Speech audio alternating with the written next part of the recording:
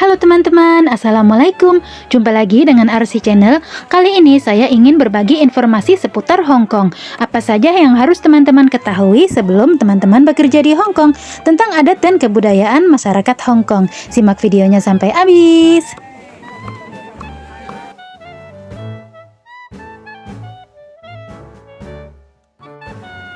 Ya teman-teman, tidak terasa bulan Desember sudah tiba dan itu artinya Natal sudah dekat. Di Hong Kong di mana-mana sudah terlihat dekorasi Natal. Di mal-mal, apartemen, jalanan, semua gedung-gedung, restoran, sekolah, toko-toko, supermarket terlihat dekorasi Natal yang sangat indah. Dan di Hong Kong itu, kalau Natal, semua agama ikut merayakannya. Agama apapun, baik Kristen, Hindu, Buddha, Katolik, ataupun yang tidak beragama, semua ikut merayakannya dengan makan-makan bersama keluarga, atau teman-teman, atau orang terdekat. Ini saya sedang menuju pasar teman-teman. Saya berjalan melalui dalam mall supaya tidak terlalu dingin. Oh iya teman-teman, di Hong Kong sudah mulai masuk musim dingin. Dari mulai bulan 12 sampai nanti puncaknya bulan 1 dan bulan 2. Kemudian bulan 3 mulai musim semi atau musim gugur. Ini mall tidak terlalu besar ya teman-teman. Tapi di sini lumayan ada barang-barang branded seperti Baleno, restoran Tai Hing, restoran Thailand yang termasuk cukup terkenal di sini, dan juga tempat yamcha yang sangat besar. Hong Kong merupakan kota kosmopolitan teman-teman. Tetapi ia juga memiliki adat budaya dan kebiasaannya sendiri yang unik. Saya sangat menganjurkan agar teman-teman membiasakan diri dengan adat ini dan cobalah mengikutinya selama teman-teman tinggal di Hong Kong agar teman-teman bisa menemukan dan mengalami kehebatan kota ini bagaikan warga setempat. Sebagai pusat keuangan global, Hong Kong memiliki ritme kerja yang serba cepat. Dengan begitu, jam sibuk di kota ini bisa terlihat penuh, sesak, dan intens. Jam sibuk biasanya sekitar pukul 7:30 hingga 7:30 pagi teman-teman, dan jam 7:30 sampai 7:30 malam, dari Senin sampai Jumat. Sedangkan jam makan siang kantor sekitar pukul 12:30 sampai jam 2. Teman-teman harus cerdas menyusun rencana dan cobalah untuk tidak melakukan perjalanan selama waktu sibuk, karena teman-teman pasti tidak ingin terjebak dalam kerumunan yang penuh sesak.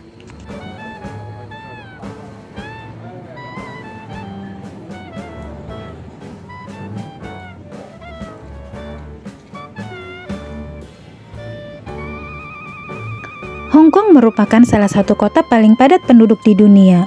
Oleh karena itu, ada sejumlah aturan yang tidak dinyatakan yang diterapkan oleh warga Hong Kong untuk membuat kehidupan di kota yang sibuk lebih ramah dan lebih nyaman bagi semua orang. Inilah beberapa di antaranya.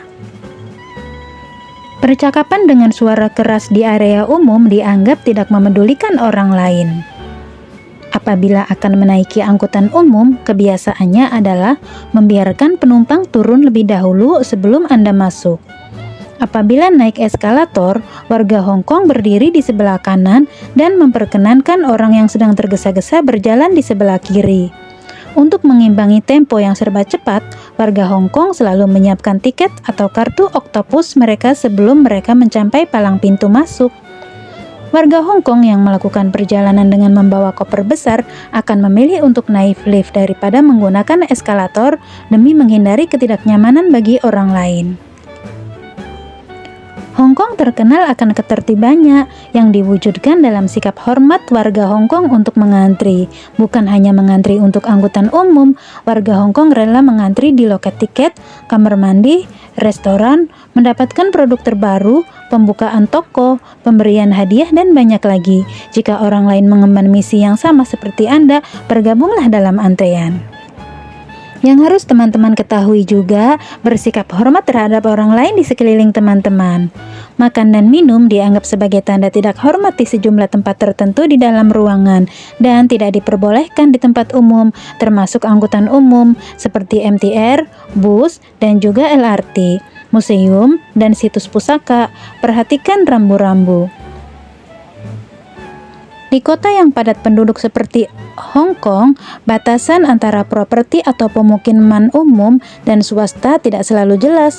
Lakukanlah sebaik mungkin untuk menghindari pelanggaran batas yang tidak disengaja saat teman-teman menjelajahi kota. Hong Kong adalah kota yang terletak di bagian tenggara Tiongkok. Hong Kong juga terkenal dengan perkembangannya yang ekspansif, pelabuhan laut dalam alami, dan kepadatan penduduk di kota ini ada banyak wisata-wisata yang menarik dan indah. Dan kota Hong Kong memiliki banyak sekali tradisi unik. Salah satunya yaitu Festival Qingming. Festival ini dilakukan secara rutin setiap tahun, tepatnya pada saat musim gugur. Banyak dari mereka yang membakar kertas, kemudian barang-barang yang disukai leluhur mereka saat itu, bahkan seperti iPhone juga. Tapi yang dibakar bukanlah iPhone asli. Yang dibakar saat festival ini ternyata adalah iPhone replika yang terbuat dari kertas. Tujuannya agar tersampaikan kepada leluhur mereka. Adat dan kebudayaan Hong Kong yang meriah lainnya yaitu Imlek. Pusat kemeriahan perayaan Imlek bagi warga Hong Kong berada di area Tsim Sha Tsui, daerah Kowloon. Daerah yang terkenal sebagai pusat belanja dan kuliner favorit para turis, ini akan disulap menjadi arena parade. Ada belasan kereta hias aneka tema yang meriah, street performer, dan pastinya maskot Sio dari Hong Kong Cultural Center Piazza di Tsim Sha Tsui. Rombongan parade akan melalui Jalan Canton Road, Hai Phong Road, Nathan Road, Salisbury Road, dan berakhir di Sheraton Hong Kong Hotel and Tower. Nah teman-teman, setelah berjalan kurang lebih 15 menit, saya sudah sampai pasar. Pertama-tama saya membeli daging babi. Dan di sini, kalaupun kita tidak bisa bahasanya, kalau untuk membeli itu tidak terlalu sulit ya teman-teman, karena saya merekam suara nenek di HP saya, dan ketika saya sampai kepada penjualnya, saya hanya akan menyetel saja suara nenek itu dan penjualnya akan langsung tahu. Kemudian ini adalah pasar sayur dan buah serta makanan laut. Sekarang saya mau kasih tips gimana caranya berbelanja. Karena kita bukan orang Hong Kong dan tidak semua orang Hong Kong itu baik, maka dalam berbelanja kita harus hati-hati. Ketika kita mau membeli sayur, di situ sudah ada tulisan yang tertera. Namun kita jangan mengira-ngira karena tulisan yang tertera itu bisa jadi per ikat atau per kilo. Jadi lebih baik kita tanyakan apakah harga yang tertulis ini per ikat atau per kilo. Itu yang pertama. Dan yang kedua, ketika dia sedang menimbang, kita jangan sibuk mengambil uang, karena itu akan dimanfaatkan oleh penjual. Ketika kita sibuk mengambil uang, mereka akan mengurangi timbangan. Dan yang ketiga, ketika kita dikasih uang kembalian, kita harus mengecek kembali uang kembalian kita itu pas atau tidak. Kita tanyakan lagi berapa harganya dan kita cek kembaliannya, karena tidak jarang saya juga sering mendapatkan uang kembalian yang kurang. Dan saya juga sering mendapatkan uang kembalian recehan, yaitu uang Cina, yang tentunya di Hong Kong ini tidak laku ya teman-teman. Misalnya uang recehan itu ada uang recehan Cina yang sekilas mirip uang Hong Kong. Kita harus benar-benar memastikan kalau kembalian yang kita dapat itu adalah uang Hong Kong, bukan uang Cina yang tidak laku di sini. Dan di sini itu saya jobnya menjaga nenek. Dia pertama kali ngambil pembantu, dan memang kalau menjaga orang tua itu rata-ratanya orangnya cerewet, rewel ya teman-teman.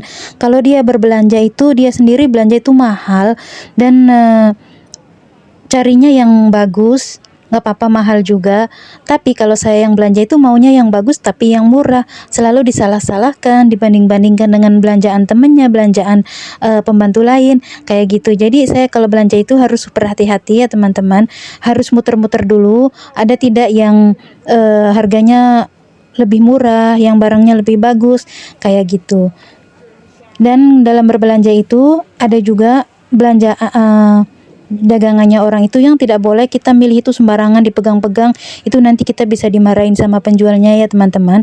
Kita lihat dulu orang lain, yang pembeli lain itu apakah ada yang mengecek barangnya. Biasanya kalau misalnya buah, kita itu nggak boleh megang-megang atau mencet-mencet kayak gitu, karena kalau pembelinya tidak mengerti kan, ada yang seperti aku kalau belanja sama nenekku, dia suka megang-megang gitu ya, dipencet-pencet, akhirnya nggak beli. Itu nanti penjualnya akan marah. Walaupun ada juga penjual yang baik ya, walaupun kita nggak jadi beli disuruh nyicipin itu ada, tapi lebih baik kita hati-hati ya teman-teman. Nah, di Hong Kong juga karena kita orang Indonesia, mereka pikir itu kita itu bodoh, padahal kita itu bukan bodoh, tapi hanya minim bahasa. Mungkin banyak juga pembantu yang pandai berbahasa, yang di sininya udah lama ya, bahasanya lebih lihai dari orang Hong Kong yang asli, tapi bagi yang pendatang baru tentu saja belum mahir berbahasa, tapi kalau soal hitung-menghitung kan kita mengerti ya teman-teman. Nah, di situ mereka mengira kita itu bodoh. Kadang-kadang itu ngasih kembalian itu dikurang-kurang. Jadi kita harus benar-benar jangan takut ya teman-teman. Kita tanyakan lagi, ini harganya berapa gitu. Kok kembaliannya segini? Kalau memang salah teman-teman harus ngomong. Karena mereka itu sering sekali membohongi kita karena apa? Karena kebanyakan kita ya nggak apa-apa lah, kurang $2 nggak apa-apa lah. Kayak gitu. Jadi mereka itu berani karena mereka pikir pembantu nggak bakalan komplain kayak gitu. Pengalaman lain saya selama berbelanja yaitu misalnya saya beli buah, di situ tertulis $20 dapat 7 misalnya jeruk. Nah, di situ saya membeli karena lihat jeruknya tuh gede-gede, seger-seger. Ternyata ketika saya beli itu yang dikasih bukan yang didasarkan itu, bukan yang ditampilkan itu. Mereka mengasih saya jeruk itu yang dari dalam gitu, yang dari kardus yang di tempatnya dia berdiri gitu, bukan jeruk yang sudah itu di situ. Kita juga harus berani ngomong ya teman-teman, sebisa kita bilang kalau kamu nggak kasih saya yang ini, saya nggak jadi beli, kembalikan uang saya gitu. Atau misalnya barangnya belum dikasih, teman-teman jangan bayar dulu ya. Jadi kita pastikan kalau barangnya belum dikasih jangan bayar dulu. Kita pantengin tuh mata, kita plototin penjualnya kalau perlu ya teman-teman. Karena aku kadang kesel banget ya. Loh, di situ tulisannya misalnya saya beli jeruk tipis ya, $10 dapat 6. Kok murah ini gede-gede. Nah, dilihat pas kan nggak boleh milih tuh, diambilin sama penjualnya. Kok dipilihnya yang kecil-kecil gitu. Terus dia bilang udah dikasih murah masih komplain kayak gitu. Loh, aku beli kan karena dilihatnya $10, 6 itu gede-gede. Kok dikasihnya yang kecil-kecil, yang layu-layu gitu. Nah, kita harus berani komplain ya teman-teman, karena orang Hong Kong juga banyak yang komplain. Mereka ngasih kita begitu karena mereka pikir kita orang Indonesia nggak bisa ngomong dan akan diam saja gitu. Jadi kalau kita di pasar itu komplain, nanti ada orang Hong Kong yang denger itu biasanya kita dibelain ya teman-teman. Oh, kamu yang salah kayak gitu sama penjualnya. Dan mereka itu kan cuman pelayan. Kalau pemilik toko, pemilik dagangannya itu biasanya bosnya itu nggak ada di situ. Jadi yang di pasar itu biasanya mereka hanya karyawan, hanya bekerja. Nah, yang barusan saya lewati ini alun-alun ya teman-teman. Kemudian di sebelahnya ini ada supermarket besar dan juga ada klinik juga. Nah, teman-teman, setelah tadi saya dalam pasar, sekarang pasar yang di luarnya ya. Dan pasar yang di luarnya ini perbedaannya dengan pasar yang di dalam. Kalau pasar yang di luar ini harganya lebih murah. Kalau pasar yang di dalam itu harganya lebih mahal, namun barangnya tentu saja lebih bagus, lebih segar dan lebih komplit. Jadi kalau yang di luar tidak ada, di dalam pasti ada gitu ya teman-teman. Nah, kalau di luar ini harganya lebih murah, entah mungkin karena sewa kiosnya atau gimana, aku juga nggak ngerti ya teman-teman. Ini saya sekitar pagi pergi ke pasarnya dan ini cuacanya habis hujan, masih gerimis-gerimis gitu sedikit. Gimana teman-teman? Apa perbedaannya pasar di Indonesia dengan pasar di Hong Kong? Di sini petugas kebersihannya selalu keliling menyapu ya. Banyak sekali tempat sampah, ada toilet umum juga. Kalau di Jakarta juga atau di kota-kota besar mungkin udah sama seperti ini ya teman-teman. Nah, di depan saya ini ada toko baru buka, teman-teman, dan di sini adat kebiasaannya kalau ada toko baru buka itu mereka membuat sesembahan, sesajen gitu. Ada 1 ekor babi bakar, babi panggang, dan ini adalah bunga-bunga ucapan selamat dari sanak familinya mungkin. Nah, seperti ini membakar dupa. Kemudian ada suguhan-suguhannya, dan ini orang-orang boleh makan, boleh mengambil. Nah, ini kokinya sedang memotong ayam dan juga daging babinya.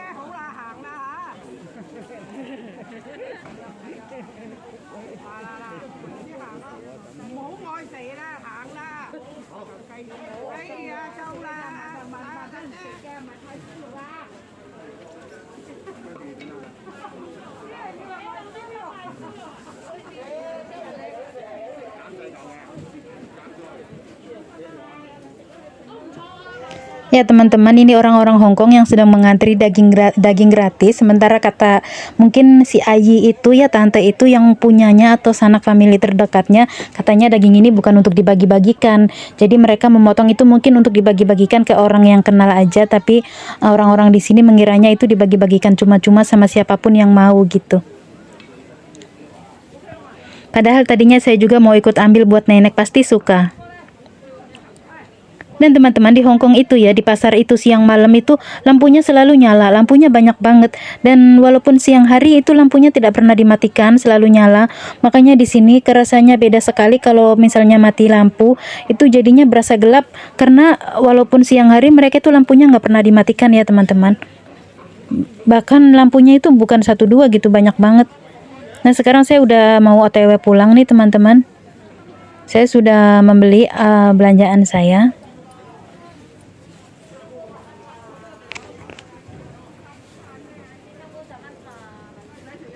Di sini itu kalau melihat bapak-bapak belanja udah nggak heran ya teman-teman. Bahkan di sini itu kebanyakannya koki itu kebanyakan laki-laki, dan tidak jarang juga tidak jarang suami itu bisa memasak di sini ya. Seorang ayah itu bisa memasak itu tidak jarang, bahkan sampai kakek-kakek itu masih bisa lihai memasak, itu banyak. Nah ini toko ayam bakar baru buka, masih baru. Dan saya kembali ke jalan besar untuk menuju pulang.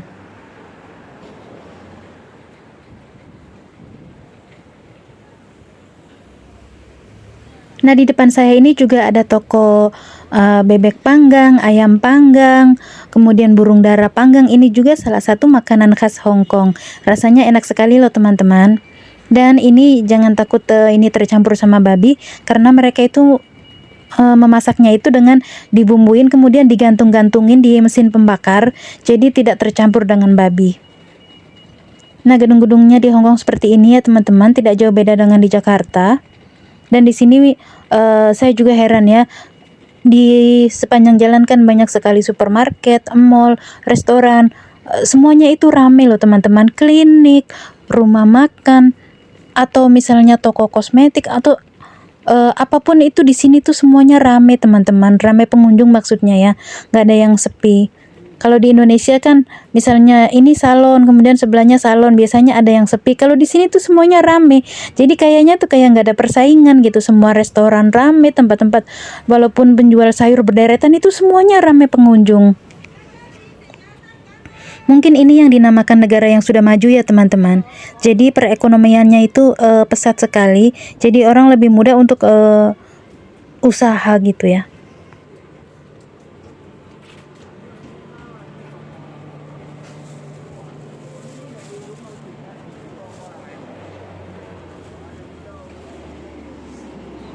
Teman-teman, saya akan lanjutkan mengenai budaya khas Hong Kong.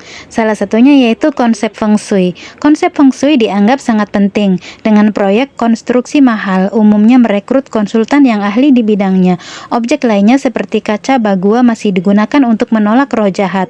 Dan bangunan-bangunan juga tidak pernah menyediakan lantai berapapun yang ada angka 4 di dalamnya, karena kesamaannya dengan kata mati dalam bahasa Kantonis. Campuran timur dan barat juga mempengaruhi masakan Hong Kong, seperti dimsum, hotpot, dan restoran cepat saji berdampingan dengan adi masakan. Festival Hung Sing. Festival Hung Sing jatuh pada hari ke-13 bulan kedua kalender Cina di Hong Kong. Festival Hung Sing ditandai oleh nelayan yang berutang padanya, dan perayaan dilaksanakan meriah di desa Ho Seng Heng, berusia 800 tahun di New Territories. Festival Cheng Yuing. Festival Chungying jatuh pada hari ke-9 bulan ke-9 kalender Cina. Seperti Festival Qingming di musim semi, Festival Chungying adalah saat seluruh keluarga berkumpul di kuburan untuk memuja leluhur mereka. Kemudian makanan. Makanan tradisional khas Kanton banyak ditemukan di sejumlah restoran, apalagi dimsum dan bubur style Hong Kong menjadi makanan favorit di sini, baik bagi wisatawan lokal maupun asing. Nah teman-teman, selanjutnya saya juga akan menginformasikan 5 restoran halal terfavorit di Hong Kong. Restoran halal menjadi destinasi istimewa bagi para pelancong muslim di luar negeri. Hong Kong juga punya 5 restoran halal andalan yang bisa dijadikan rekomendasi bagi teman-teman yang ingin berkunjung ke Hong Kong. Salah satu makanan yang khas Hong Kong yang teman-teman bisa dapatkan di restoran halal yaitu dimsum. Membayangkan kelezatan dimsum dan rekan-rekannya saja sudah membuat kita tergoda, apalagi melihat langsung makanannya. Pasti teman-teman ingin segera memakannya. Namun banyak dari makanan enak itu tidak dapat dimakan oleh para traveler muslim karena muslim harus makan yang halal. Restoran halal di Hong Kong yang pertama yaitu Explorer Club Restaurant. Kabar baik bagi traveler yang berencana untuk liburan di Hong Kong Disneyland Park. Saat ini di sana ada restoran halal yang bisa didatangi. Restoran itu bernama Explorer Club Restaurant yang terletak di area Mystic Point. Anda bisa memilih aneka menu makanan ala Indonesia dan Asia Tenggara lainnya, Jepang serta Korea. Terdapat 5 ruangan di dalam restoran dengan dekorasi negara-negara antara lain Cina, India, Rusia, Maroko, dan Mesir. Sedangkan di bagian luarnya bangunan bertema gaya Victoria. Untuk makan di sini teman-teman mungkin akan menghabiskan uang sekitar 170 atau 300 ribu jika dirupiahkan. Restoran halal yang kedua yaitu Islamic Center Canteen. Tempat makan ini paling khas bagi traveler muslim yang ingin menjajal kuliner khas Hong Kong yang halal sesuai dengan namanya. Terdapat beragam dimsum dan makanan Cina lainnya yang pasti membuat rasa penasaran teman-teman akan terpenuhi. Hal yang paling penting adalah semua makanan terjamin halal. Lokasi Islamic Center Canteen berada di Amar and Osman Ramju Sadiq Islamic Center. Posisi pastinya di 40 Oi Kwan Road, Wan Chai. Untuk ke tempat ini, teman-teman bisa naik MRT dengan turun di stasiun MTR KSWB, exit A. Selain bisa mencicipi aneka makanan yang nikmat, para muslim traveler juga bisa sekalian menjalankan ibadah sholat di masjidnya. Liburan teman-teman akan terasa lebih nyaman karena kewajiban ibadah dan kesenangan wisata dapat terpenuhi secara bersamaan. Untuk makan puas di sini, harga yang harus teman-teman bayar sekitar 170.000 per orang. Makanan halal memang selalu lebih mahal daripada makanan lain yang tidak terjamin kehalalannya. Ketiga yaitu Maas Restoran. Tempat makan khas Cina lainnya yang bisa dinikmati oleh para muslim traveler di Hong Kong adalah Maas Restoran. Tempat makan ini berada di 21-25 Tseuk Sawan Road, Sam Sui Po. Restoran ini bisa didatangi dengan MRT. Teman-teman dapat turun di stasiun MTR Prince Edward Exit A. Satu menu yang harus dijajal di sini adalah lamb roll, yang merupakan sajian daging domba dengan bumbu merica, ketumbar, jintan, yang menjadi menu unggulan di restoran ini. Kenikmatan lamb roll ini ditambah dengan taburan daun bawang di atas dagingnya yang garing.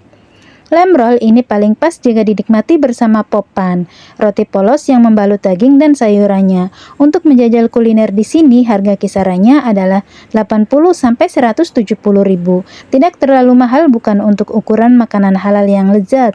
Selamat mencoba! Makanan halal yang keempat yaitu restoran YK. Kuliner halal lainnya yang bisa teman-teman jajal adalah bebek panggang restoran YK. Terletak di Shop 5, lantai 1 Bowerington Road Cooked Food Center Wan Chai. Menawarkan kuliner nikmat yang tidak terbantahkan. Traveler pasti tak akan bisa menemukan bebek panggang halal lebih enak dari yang satu ini.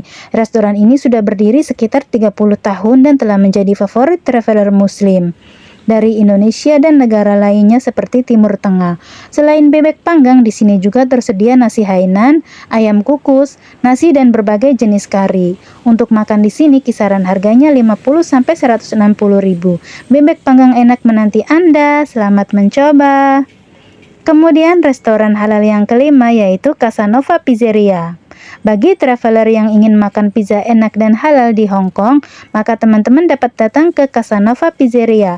Sesuai dengan namanya, restoran ini menyajikan aneka pizza khas Italia, tentu saja semua bahannya halal.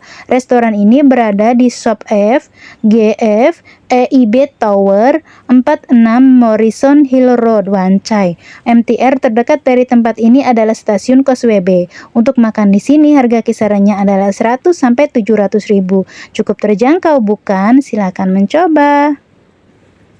Selanjutnya, bagi teman-teman yang ingin bekerja di Hong Kong, sebelum keberangkatan dari Indonesia ke Hong Kong, saya menyarankan 10 tips ini. Disimak ya teman-teman. Yang pertama, menukarkan uang. Hal pertama yang perlu disiapkan TKW Hong Kong ialah menukarkan uang rupiah ke mata uang negara tujuan. Hal ini bertujuan sebagai bentuk persiapan, sebab gaji hanya akan diberikan majikan setelah 1 bulan masa kerja. Teman-teman harus menukarkan uang minimal 100 ribu di airport. Banyak penukaran uang di sana ke dolar Hong Kong. Untuk pegangan ya, misal kita pengen beli minum atau apa. Karena di Hong Kong itu, kalau majikannya tidak pengertian, begitu minggu pertama kita langsung disuruh libur. Kalau majikannya yang pengertian, biasanya kita dipinjemin uang dulu, tapi kebanyakannya mereka itu tidak peduli, karena mereka pikir sudah dikasih sama agen. Nah, yang kedua yang tidak boleh dilupakan juga sebelum teman-teman berangkat dari Indonesia ke Hong Kong, yaitu charger handphone.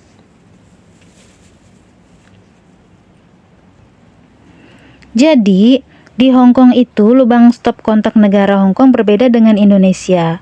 TKW Hong Kong harus membawa perlengkapan tersebut karena di sini itu charger handphonenya berkaki 3. Kalau di Indonesia kan cuma 2. Nah, yang ketiga, makanan ringan dan mie instan. Hal yang tak kalah penting untuk dibawa calon TKI ialah makanan ringan dan mie instan. Karena di sini makanannya berbeda dengan di Indonesia, jadi takutnya teman-teman belum bisa beradaptasi dengan makanan di Hong Kong. Jadi alangkah lebih baiknya kita menyiapkan makanan dari Indonesia. Sebenarnya di sini banyak toko Indo, tapi kalau kita belum punya uang, harga-harganya itu lumayan mahal ya teman-teman. Jadi teman-teman gak usah terlalu banyak, sampai 3-4 bungkus saja, takutnya teman-teman belum terbiasa nanti lapar ya. Karena di sini makan nasi sehari cuma 1 kali malam doang dan itu pun sangat sedikit. Selanjutnya yang harus teman-teman bawa dari Indonesia ke Hong Kong yaitu perlengkapan mandi. Perlengkapan mandi dipakai hingga 1 bulan ke depan sampai tanggal gajian, termasuk pembalut. Karena tidak semua majikan memberi fasilitas perlengkapan mandi yang kecil-kecil gitu aja, setidaknya untuk 1 bulan sampai gajian. Selanjutnya yaitu sandal. Karena di Hong Kong itu walaupun rumahnya keramik, di dalam rumah itu menggunakan sandal. Jadi biasanya majikan tidak menyediakan. Karena kita orang Indonesia terbiasa menggunakan sandal jepit, jadi alangkah lebih baiknya kita membawanya dari Indonesia.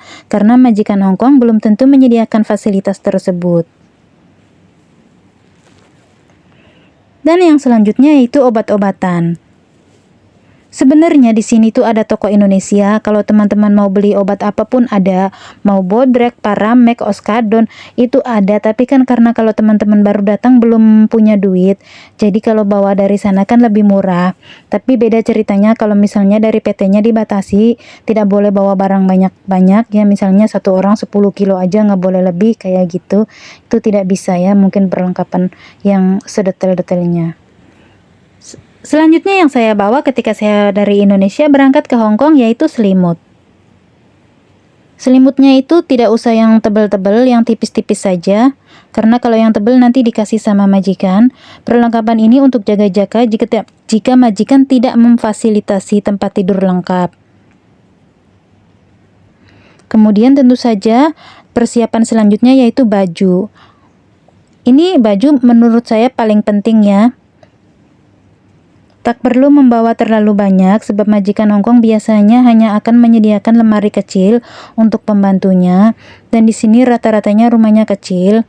Jadi kalau teman-teman sudah terbiasa, sudah bisa membereskan, sudah tahu tempat-tempatnya, mungkin akan dibereskan, akan ada tempatnya. Tapi kalau kita baru datang kita kan masih bingung, belum tahu naruhnya di mana, jadi lebih baik jangan bawa baju banyak-banyak. Kemudian Selanjutnya tidak perlu make up, karena beberapa majikan Hongkong tidak begitu menyukai tenaga migrannya menggunakan make up, kecuali kalau libur ya teman-teman. Persiapan selanjutnya yang harus teman-teman ingat yaitu hindari bawa barang logam. Ini berkaitan dengan proses detektor logam di bandara. Hindari membawa benda yang mengandung logam saat keberangkatan guna tak terperangkap dalam proses eliminasi tersebut. Yang tidak kalah pentingnya dari semua yang sudah saya sebutkan tadi, selain dalam bentuk material, yaitu teman-teman juga harus mempersiapkan yang non-material seperti bahasa harus bisa, kemudian bagaimana caranya sopan santun, baik di dalam rumah bersama majikan ataupun di luar rumah bersama lingkungan sekitar. Seperti mengucapkan selamat pagi setiap bangun tidur atau ketika keluar rumah dan ketemu orang. Atau misalnya kalau kita naik kendaraan umum, misalnya kita sudah dapat tempat duduk tapi ada orang yang lebih membutuhkan seperti orang cacat, orang hamil, anak kecil atau orang tua, maka kita memberikan tempat duduk kita untuk orang lain. Hal-hal yang seperti itu ya teman-teman, yang lebih penting dari yang saya sebutkan pertama. Nah teman-teman, ini saya sudah sampai apartemen saya. Nah apartemen saya ini ada PES 1, PES 2, dan saya ini PES 2-nya, dan PES 2 itu ada 8 blok ya, blok 1, blok 2, blok 3 gitu. Kalau yang saya tinggal itu blok 7, dan di sini ada menantunya nenek blok 5. Nah, gedungnya tinggi-tinggi sekali ya teman-teman. Satu gedung itu ada 40 lantai. Gedungnya juga modelnya samaan semua, dan di sini setiap gedung ada sapamnya.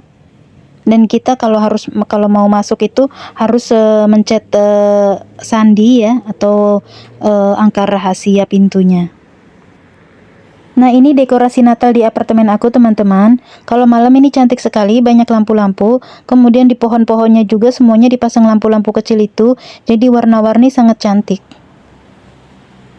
Saya sendiri di sini bekerja 5 bulan lagi finish 2 tahun ya teman-teman, dan insya Allah saya tidak nambah kontrak atau mencari job baru. Nah, kenapa saya di sini tidak nambah kontrak? Sebenarnya banyak yang bilang kamu enak jobnya, cuma jaga nenek satu masih sehat. Kenapa nggak nambah aja? Semua kerjaan itu sama. Kalau cari majikan baru itu adaptasi lagi. Bagaimana kalau dapatnya yang lebih parah? Ya mereka kan hanya bisa berkomentar ya. Yang merasakan itu saya, dan saya juga terima kasih dengan semua yang sudah memberi saya masukan atau nasihat gitu. Tapi kembali lagi yang merasakan itu saya. Jadi kenapa di sini tuh saya tidak nambah kontrak? Pertama, karena walaupun di sini saya ngurusin satu orang masih sehat, malah saya itu merasa terkekang karena selalu diawasin karena orangnya masih sehat tadi. Walaupun masih sehat, kalau orangnya baik sih ya baik ya teman-teman, tapi ini mah di atasnya rewel tuh apa ya? Di atasnya rewel, pelit, judes itu apa ya? Jadi pertama itu nggak boleh duduk, walaupun kita sudah nggak ada kerjaan, kita nggak boleh duduk. Kalau kita duduk itu dicari-cari gara-gara, dicari-cari kesalahan kita gitu. Nah ini tuh tempat sampah teman-teman, unik sekali ya. Ini bentuk ikan, ada lagi bentuk macam-macam unik-unik. Tapi ada juga tempat sampah yang biasa aja, seperti yang kuning itu. Nah di sini apartemen ini juga memiliki fasilitas selain kolam renang. Nah ini bunga-bunga merah ini hanya ada ketika Imlek dan Natal saja ya teman-teman, termasuk ke dekorasi ini hanya ada Natal dan Imlek saja, selain itu hari biasa tidak ada. Jadi di apartemenku ini kalau mau kemana-mana itu deket ya teman-teman, ada supermarket, ada toko alat-alat rumah tangga gitu yang murah-murah itu ada, jadi tidak usah jauh-jauh, semuanya komplit. Nah di jauhan seperti teman-teman lihat di sana itu tempat sampahnya seperti bentuk naga gitu. Nah saya masuk apartemen saya nih teman-teman, sudah dihiasi juga dengan dekorasi Natal.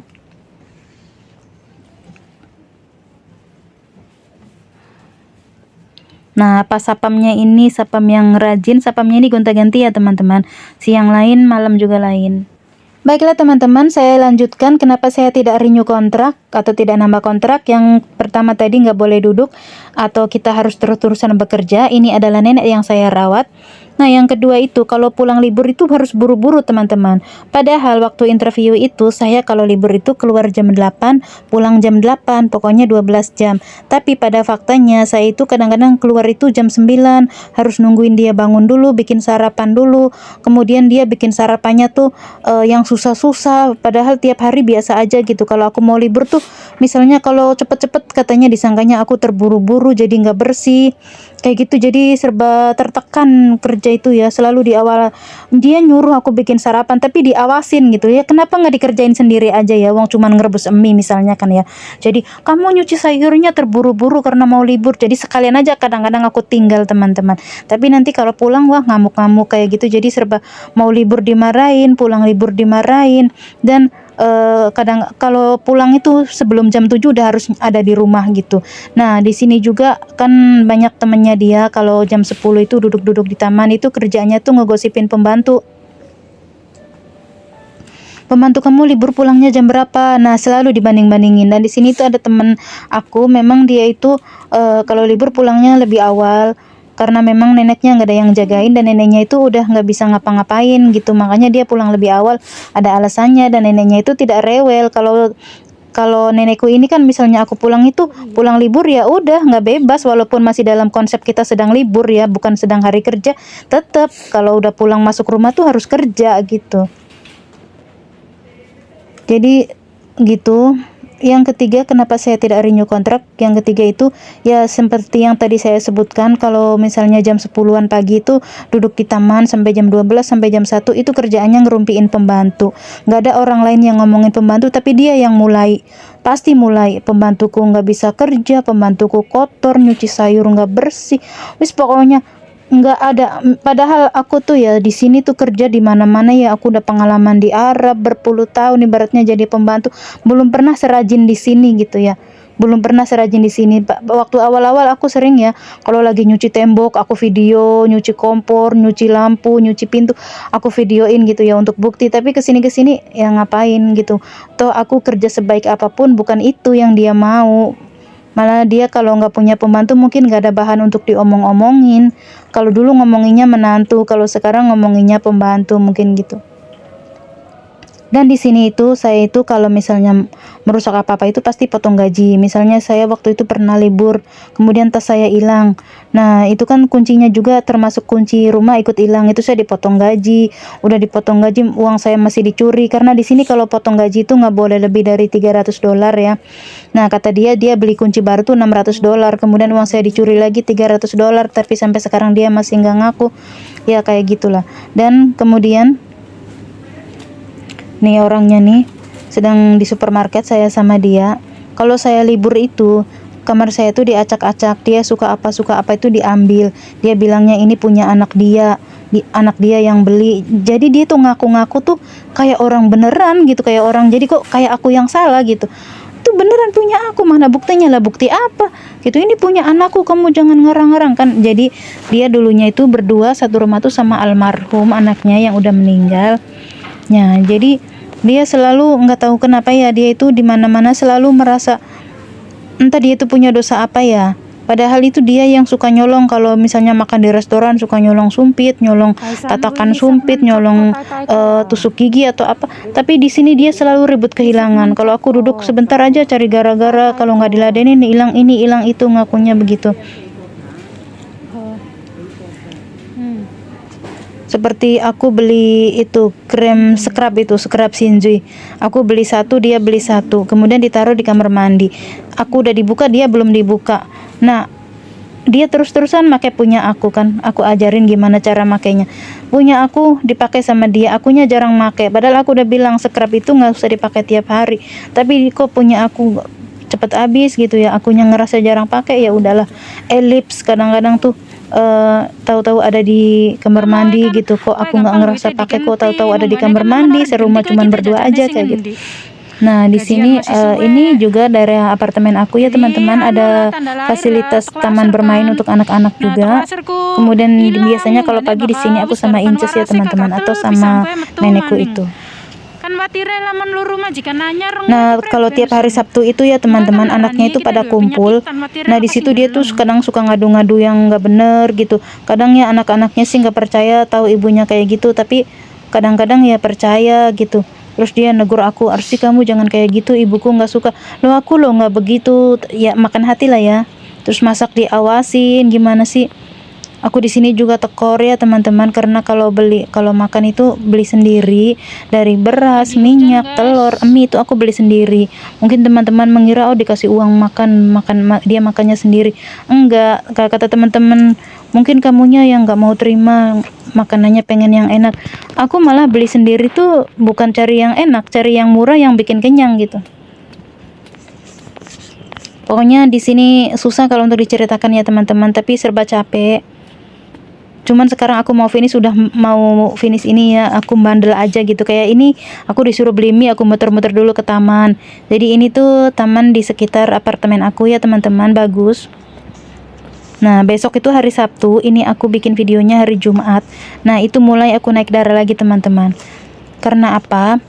Karena hari Sabtu anak-anaknya kumpul, aku masak untuk mereka, itu ditungguin teman-teman. Jadi dianya pura-pura ngangetin sop, dia angetinnya itu pakai api yang cuman 2 itu, pakai kompor listrik apinya cuman 2 itu buat ngangetin susu itu.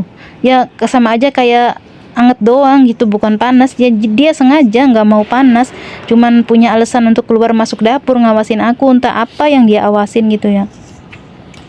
Yang bikin aku naik darah, tiap masuk ke dapur nanya, ini apa, kita kan dapurnya kecil. Nah, bikin masakan 10-11 macem ya, pengen cepet-cepet kan di sini kalau masak tuh praktis ya, kira-kira masakan pertama belum dingin, masakan ke-12 sudah matang ya, gimana harus cepet-cepet kan, buka kulkas, buka laci, ambil ini ambil itu. Nah kalau dianya di belakang kan, sedangkan jalan dapurnya tuh kecil gitu, cuman cukup untuk 1 orang, jadi apa kita harus minggir dulu kan repot ya. Maksud aku sih duduk aja selama aku lagi sibuk di dapur. Dia enggak, kayak semakin aku kelihatan marah, dia semakin mancing emosi aku gitu. Makanya biarin aja, aku udah cukup, misalnya 2 tahun finish, gantian yang baru, dia lihat seberapa sabarnya aku gitu. Aku sudah cukup sabar, sudah cukup tekor aku di sini. Karena apa ya, di sini tuh kalau misalnya klorok habis, nggak boleh habis, dipakai sudah 1,5 tahun, 1 botol habis dimarahin, semua dimarahin, kecap habis, apa habis, semua dimarahin. Selalu jadi andalan dia. Setahun dulu aku nggak habis-habis, beras 8 kilo dulu setahun sama anakku nggak habis-habis, sekarang cepet habis. Jadi aku nggak mau dengar omongan kayak gitu. Dia itu sedang olahraga, sedang di salon, sedang di taman, apalagi yang diomongin tuh pembantu. Ambil pembantu untuk apa? Untuk makan doang. Padahal aku beli sendiri, dia masih ngomong gitu. Dibilang gila ya belum gila loh teman-teman. Makanya aku nyerah gitu ya. Udahlah, udah cukup capek hati, capek tenaga. Walaupun kerja sebaik apapun ya. Ya di sini kan sering anak-anaknya kumpul. Kalau anak-anaknya pada bubar tuh, aku tuh lantainya aku sikat pakai backlin. Kemudian sendal-sendal bekas mereka pakai itu aku cuci. Kemudian di sini mereka kan main judi ya, biji mahjongnya itu aku cuci. Kalau misalnya ngelap jendela, orang mungkin ngelap jendela itu dilap aja ya. Kalau aku mah kan di bawahnya jendelanya itu banyak sekali barang-barang, aku turunin semua, aku naikin lagi. Di dalam rumah itu banyak sekali bunga-bunga hidup, yaitu aku cuci, aku elapin, airnya aku ganti. Apalagi misalnya ngelap pintu, orang mah ya mungkin kalau mau tahun baru doang, ini aku setiap minggu sekali aku elap pintu, lampu, kipas, AC. Yang dilakukan orang setahun sekali atau paling ya sebulan sekali lah, itu aku lakukan tiap minggu. Apalagi dapur, selalu aku dapur sama toilet itu setiap hari aku elap. Yang ini, hari ini aku bongkar ini, besok aku bongkar ini. Tapi selalu yang diceritakan itu pembantuku males, pembantuku ngapain aku gini-gini, ngapain ngambil pembantu, makan doang. Jadi bagi nenekku itu, punya pembantu itu misalnya ngasih makan pembantu itu suatu kebaikan gitu, suatu jasa, bukan suatu kewajiban. Jadi kalau dia berbuat baik sama aku tuh harus ada balasannya gitu. Kayak misalnya dia sama teman-temannya bawa pembantu, temennya tuh bawa pembantu semua, jadi aku juga diajak gitu makan di restoran. Nantinya tuh disindir-sindir tuh kalau misalnya lagi olahraga, jalan-jalan, muterin apartemen, tuh lihat tuh orang itu tuh, kalau punya makanan orang mau, tapi dia sendiri nggak pernah ngeluarin makanan untuk orang. Nyindir aku maksudnya, padahal orang yang dia tunjuk itu dia tuh nggak kenal. cuma nyindir aku doang karena tadi habis diajak makan di restoran. Jadi kalau habis dibaikin katanya, jadi manusia tuh kalau habis dibaikin harus berbuat baik juga, jangan maunya menerima tapi nggak mau memberi, kayak gitu ngomongnya, nyindir-nyindir aku gitu. Makanya aku jarang mau, kalau bisa menolak aku, misalnya dia sama anaknya makan di restoran, aku nggak pernah mau diajak karena aku tahu nantinya diungkit-ungkit gitu. Aku tuh nggak mau. Jadi setiap hari makan satu meja tuh dia menunya sendiri, aku menunya sendiri gitu. Karena apa? Karena aku nggak mau diungkit-ungkit. Kayak misalnya goreng ikan satu, dia kasih kepala buat aku ya, cuman makan kepala doang. Nanti telepon anaknya, beli ikan cepet habis, dimakan berdua. Padahal aku cuman makan kepala doang. Dia makan sendiri ikan itu ya, ikan satu ekor kecil itu bisa 3 hari 4 hari. Nanti kalau udah habis tuh, hah habis? Kayak gitu, kayak seakan-akan kaget gitu, kok cepet habis. Padahal tuh ikan satu ekor tuh yang orang lain makan sekali habis tuh dia makan 3 hari 4 hari gitu.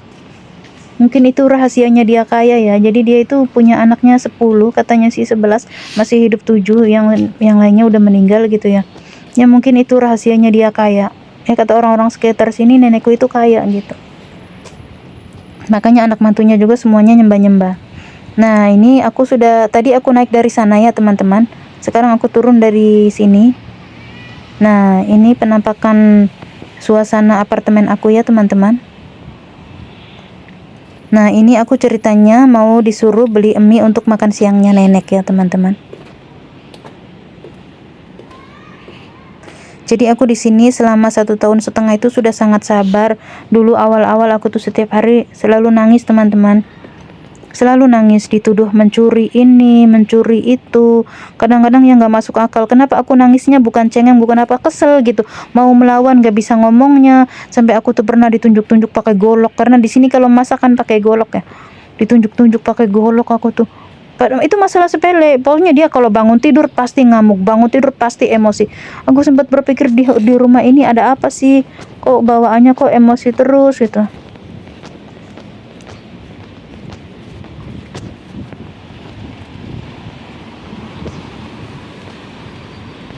Ini tuh lumayan sepi karena habis hujan ya teman-teman. Kalau nggak hujan ini rame. Apalagi ini jam makan siang. Biasanya anak-anak yang sekolah TK itu udah pada pulang. Nah, di depan saya ini sekolah TK. Nah, di sebelahnya sekolah TK ini gedung apartemen ini ada juga nenekku punya satu di sana, apartemennya kosong. Nah, di sebelahnya sekolah TK itu ada tempat yamcha besar. Nah, kalau teman-teman bisa lihat, di sini banyak sekali taksi. Taksi di sini ada 2 warna, ada warna hijau dan warna merah. Kalau warna merah itu lebih mahal harganya. Ini warna hijau itu harganya umum atau normal.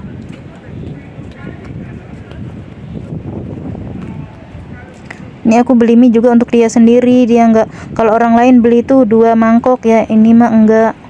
Dia nggak pernah nanya aku sarapan apa, aku makan siang apa.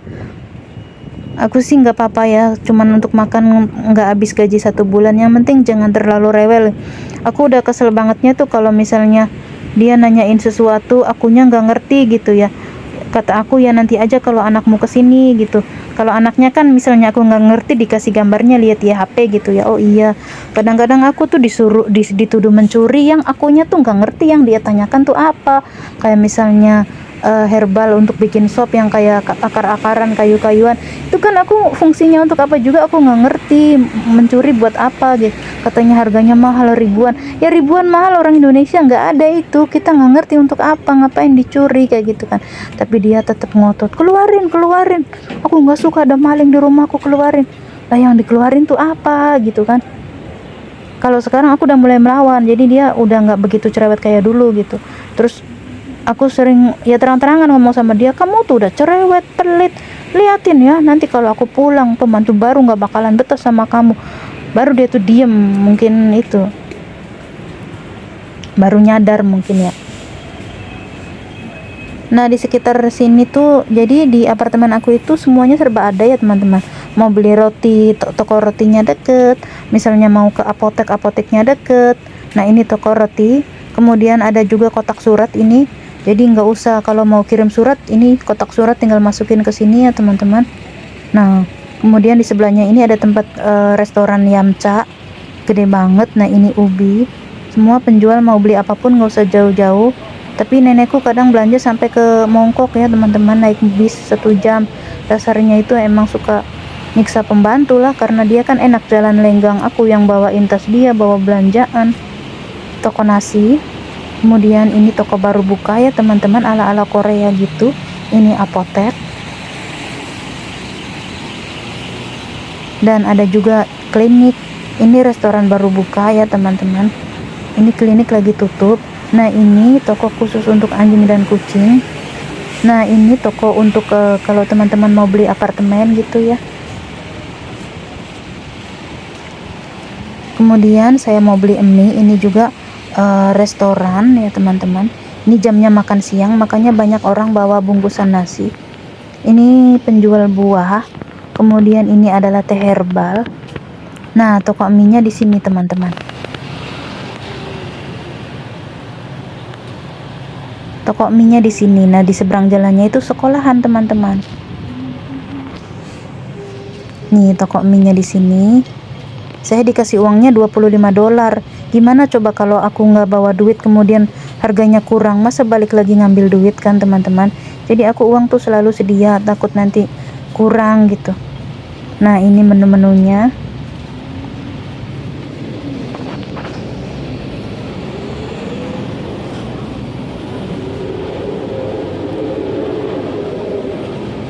Di sini kita nggak usah nunggu lama ya teman-teman, nggak ada 10 menit juga langsung jadi.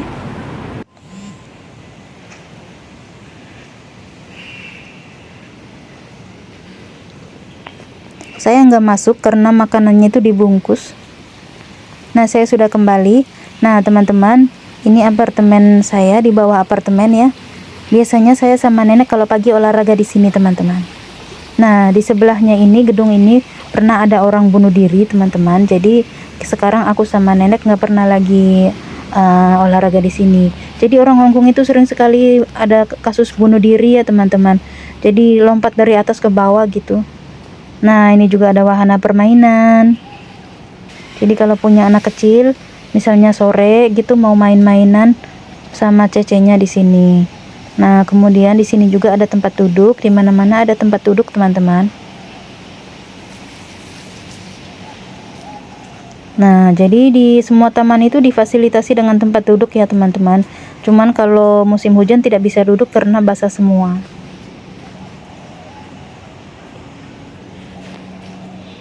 Nah, bunga-bunga merah itu menandakan kalau Natal sudah dekat. Dan ini apartemennya itu bukan apartemen saya teman-teman. Kalau apartemen saya yang saya bekerja itu blok 7. Jadi masih harus berjalan sebentar lagi. Nah, karena di sini sedang musim dingin ya teman-teman, jadi orang-orang pada pakai baju tebal. Nah, si kakek ini kakek Indonesia loh teman-teman, ini petugas kebersihan. Dia sudah berpuluh tahun di Hong Kong, istrinya orang Hong Kong, punya anak 1. Dia kerja 8 jam teman-teman. Nah, gajinya itu 12.000, sedangkan aku kerjanya ibaratnya 24 jam. Gajinya cuma 4.630.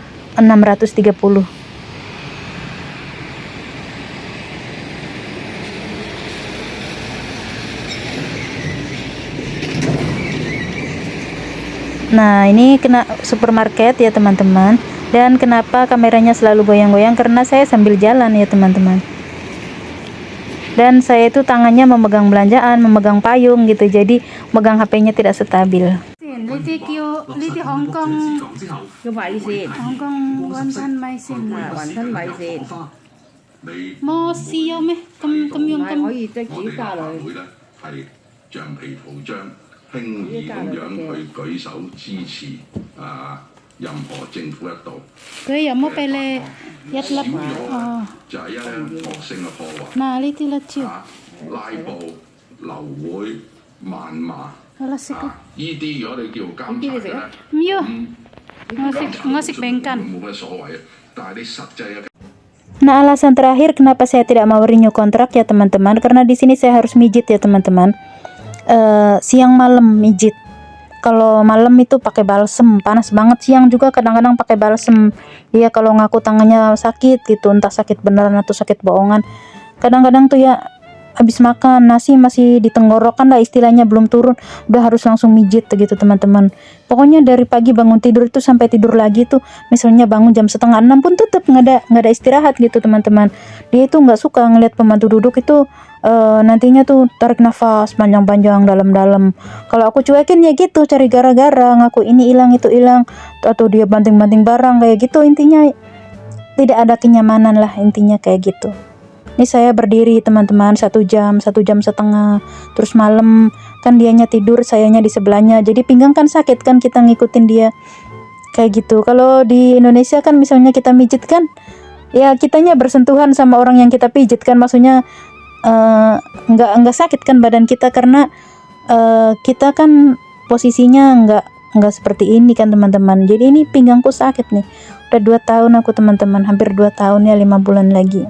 Jadi udahlah aku mau cari pengalaman baru, majikan yang baru kan.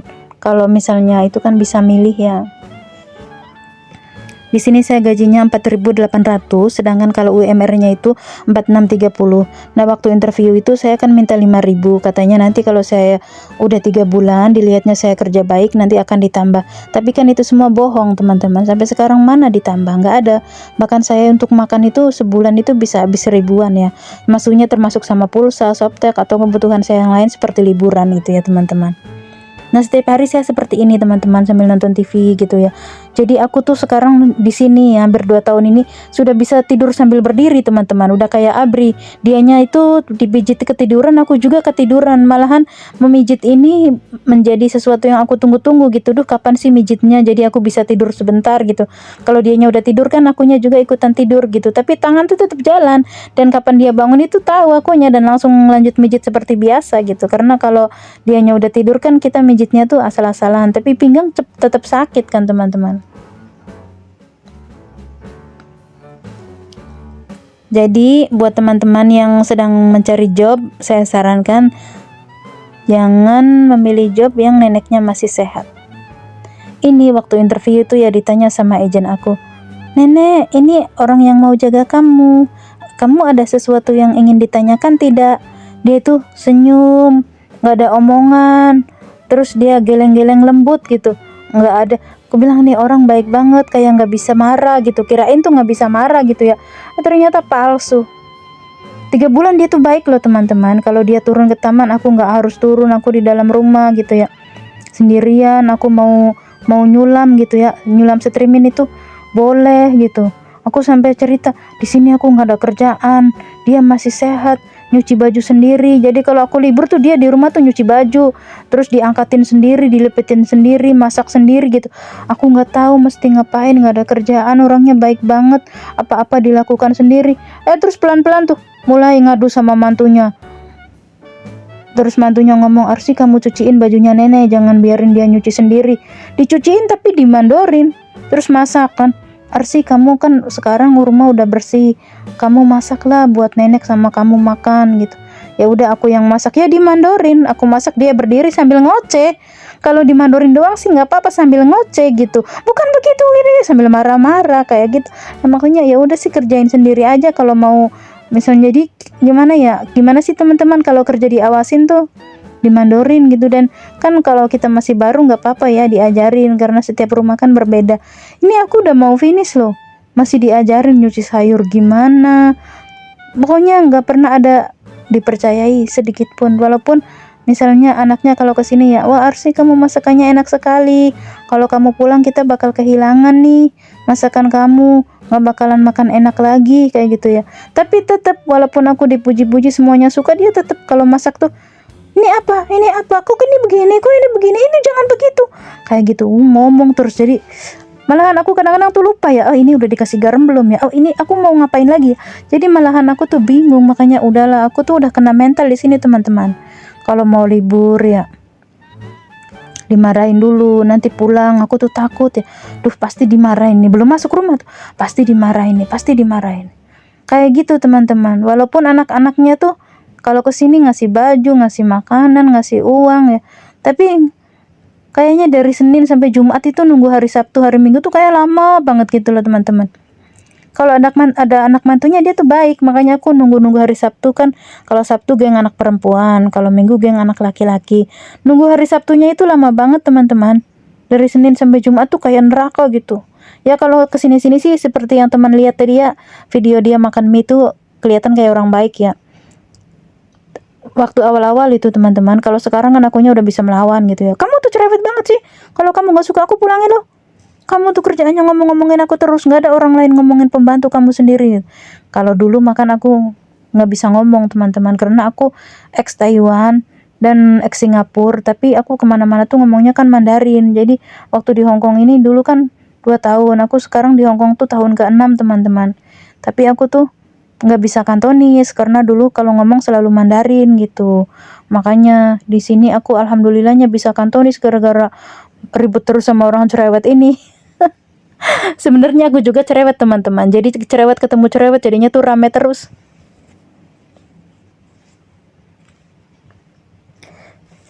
Ya teman-teman, terima kasih ya buat yang sudah selalu menyimak sampai habis. Semoga ada manfaatnya ya, terutama buat calon TKW.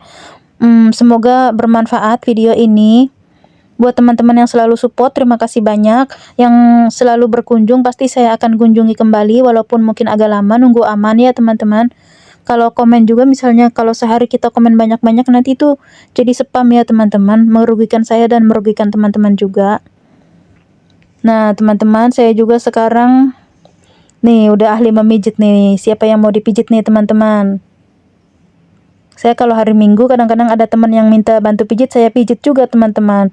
Jadi 2 tahun full nanti saya tuh udah lihai memijit. Baiklah teman-teman, videonya saya cukupkan sampai di sini ya. Terima kasih. Mohon maaf untuk segala kekurangannya. Sampai jumpa di video selanjutnya. Bye-bye.